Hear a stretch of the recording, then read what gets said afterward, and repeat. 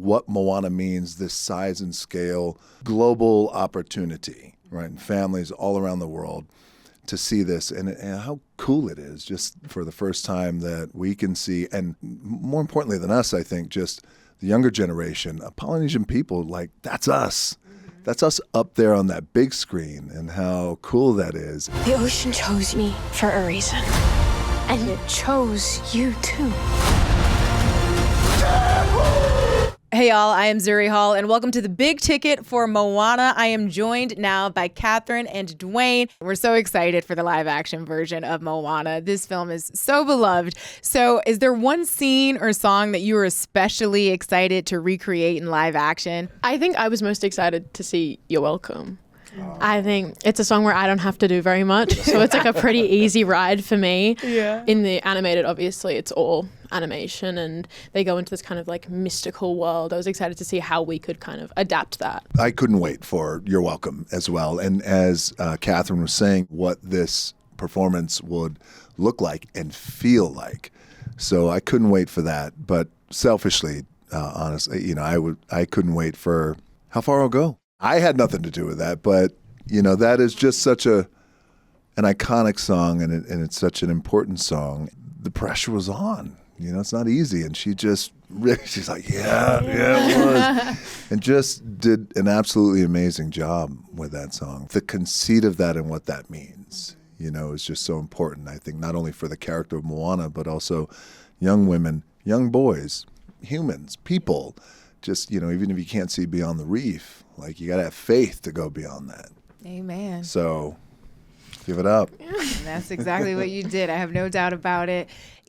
Thinking about Maui and the fact that you are no stranger to this world, you're bringing him to life for all of us. Walk me through the transformation. We've got the tats, we've got the hair, we've got the costume. What was it like seeing Maui in person when you looked in the mirror? Man, it was pretty surreal at first when I walked on set, or when I put everything on, maybe about 2 hours total, hair, costume, tattoos, everything. And it was pretty surreal, but it was also just the opportunity to bring these, for Catherine as well, like, bring these beloved characters in animation to life and give them real emotions, and again, flesh and blood. And also just personally for me, that the character of Maui was inspired by my grandfather, High Chief Peter Maivia.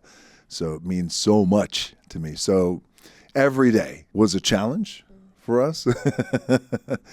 And we got to know each other very well, just like that, because it's like, you're on the canoe and the journey begins. And off, you're off with it. And then we're off, yeah. Moana to Moana. Auli'i is also a producer on the film. What conversations did the two of you have? Did you ask for any advice? Was she like, you got this, girl, do your own interpretation? She was very big sister, like, from the get-go. I got to see her in LA for the first time, and because her voice is Moana's voice, I couldn't actually see her from where I was sitting. I was sitting in one of the studio lots in the Disney studios, but she was just in the background, and I just heard Moana's voice like talk to me, and I was like, oh my God, she's here. But yeah, she was so sweet and so helpful in just acknowledging that, she was kind of passing on the baton to me, and she was so excited to see what this version of the film was going to look like. She was just a big help along the way. I love to hear that. You being new to this world, Dwayne, obviously no stranger to the world. Were there any suggestions, any things that you kind of threw out there from a producerial mindset or capacity when it came to, hey, what if we did this?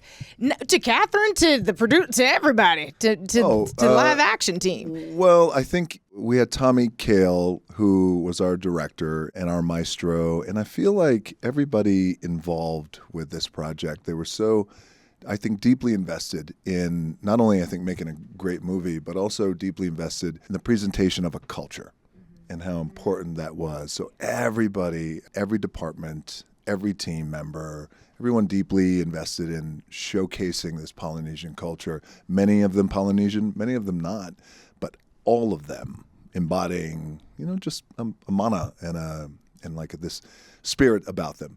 Thinking that, knowing that, hey, we got a shot here to really create something cool and fun and important and special. I love that you brought that up because, we love the visuals, we love the songs. It's a beautiful and incredible story, but culture especially is at the forefront of this. And I'd love if you could also add to that also, Catherine, like being a part of this world now, how special, how meaningful was it for you to be a part of centering the culture in this way? I think Moana, the film, was such an iconic and such a incredible thing to come out in 2016. I think to get to grow up with that is such a joy, and it's something that a lot of people didn't get to experience when they were growing up. To have a representation of myself that was so close to who I was, especially when I was growing up, it opens new doors for you. And I mean, it got me here today. So getting to represent all of the Pacific Islands, but more specifically for me, getting to represent Samoa and where I come from is such a blessing, and it's such an honor. And I can really only hope that kind of our movie gets to do that for the next generation of kids. Am I right? This is your first role? Yeah, they just kind of plucked me out of Australia. I came from That is nowhere. wild. How wild is that, guys? I mean, Right? Congratulations. Thank you. She's like, yeah, I just showed and I got this. Yeah. I'm about to just front this whole live action. Walk me through the moment you realized that you were stepping into these iconic shoes. It dawned on me pretty immediately when I was on a call with Tommy, and he was like, this is the best news I get to deliver today. And I kind of broke down in tears thinking, now I actually have to do it. Now I've signed up for it. Now I've actually got to do the thing. But I think up until I was in the village, it hadn't really set in. But John Meyer, our set designer, had built this beautiful village and all of these follies up out of nothing. And kind of getting to walk around there and seeing all of our villages and all of our dances.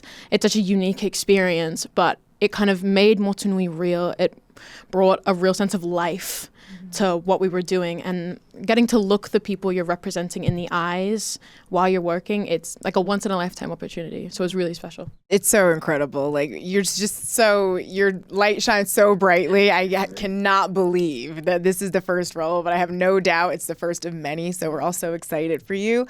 Walk me through the technicalities of filming something like this. Acting on water. It's one thing when it is not live action. Did that present any challenges being a part of this world in a physical way? Getting hosed down wasn't very fun. That'll do it. That wasn't fun at all. Downstairs is cold water. Yeah. It's usually one of us is sweating profusely and the other one is freezing cold. So battling that was always fun. Kind of stepping into something of this scale as a first time thing was definitely a whirlwind of new experiences. I really had no idea what I was doing. So it was a lot of, Katie, look camera right. And I was like, yeah, I don't know what that is. Yeah, like whichever way that one is. Same rate as the normal rate. It may have been her first role, first big role, but she, and when she says, I had no idea what I'm doing, but I get it. And it's true because you don't know what you don't know. And especially with something like this, you step on set for the first time, everything is new. You're hearing action for the first time, this for the first time, what this means, lighting, setups, all of this. But from my vantage point, I had the coolest front row seat in watching Katie because I know the business and I know the challenges of it. I know how hard it is, right? To make a movie, but then to take on this role at this young age. Because what were you, 18? 17 when we shot. 17, by the way. And this kind of infrastructure that was just placed on her shoulders, I think she did a great job. And also, I want to point out something that she was talking about our culture, what Moana means, this size and scale, global opportunity, right? And families all around the world to see this and how cool it is just for the first time that we can see. And more importantly than us, I think, just the younger generation, Polynesian people, like that's us. That's us up there on that big screen and how cool that is. And that really dawned on me.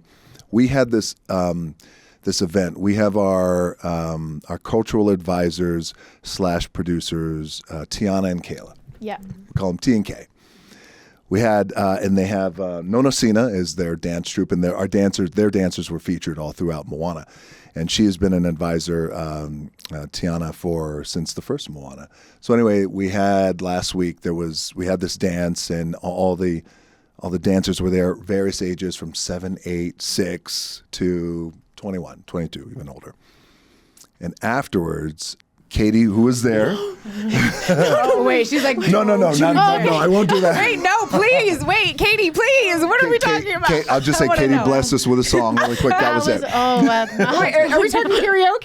No. It was just. This was like one of the actual beautiful songs. gospel song that she sang with her dad and her sister. That's all. I'll just say that. Okay. It was beautiful. And it was a beautiful gospel moment. No, I'm not going to talk about That's that. in my heart through the roof. I know. So, why don't you sing? I told her I was going to say, I'm going to get you to sing. But afterwards, there was like a taco truck and some food and all that, and everybody was just hanging out outside. And these little ones were just sitting around Katie, and she was just so gracious and taking, and just like, and it dawned on me, oh, right, of course, this is what they've grown up with, animated Moana, and for them, this is who it is. I'm like looking at this Moana, and then just all like this, and listening to her, and she's being so cool, and anyway, that's the reminder of. I love hearing this. that. I really do. Because it puts it in perspective. It's one thing for us to be excited for the live action from like a casual fan perspective or a diehard fan perspective, but to realize that there are kids looking at you and seeing something that you saw when you watched the original, and the representation that's there and the way that feels to look at you and feel like you're seeing, a Disney princess, queen, just a strong young woman. Well, so how about this? So I thought about that too, and I thought, of course I get the being enamored with Catherine, but also I went, oh, that's right, Moana, first non-princess from Disney. Exactly. She's a warrior. Yep. Got it. So they're looking at this warrior in front of them. And I'm like, hey, I'm here. And they're like, who cares? But there's Moana. Dwayne Schmaine. That is incredible. We have listed this as one of the top 10 most anticipated films of 2026. For folks who are in love with the original and so excited for the live action, what can we expect? Just kind of like break it down for us. There's a lot of stuff that they'll recognize from the 2016 version. Obviously, Dwayne's here. So I think there's a lot of stuff that people loved and they can recognize. And I think specifically for Pacific Islanders, there's things that they can recognize as well, parts of their culture and, people that they may know. So just familiar things that they've seen before that are now realized. In addition to what Catherine is saying, I feel like, with the animated version 1 and 2, there's a lot of joy that brought a lot of people around the world. But when it's real people, real flesh and blood, real emotions, real vulnerability, real ambition. That just brings a whole other different vibe, I think, and alchemy. And also, I feel like what we found with audiences, especially as it relates to Moana and us making this movie, very early, the testing was, okay, keep the integrity of the animated. That's important to us because we were raised on it. We raised our kids on it. So keep the integrity, but show us something a little bit new. Give us a few little new things. And we're like, okay, we'll give you some few little new things. The back and forth with Pua and Hey Hey, is that the best? Yeah.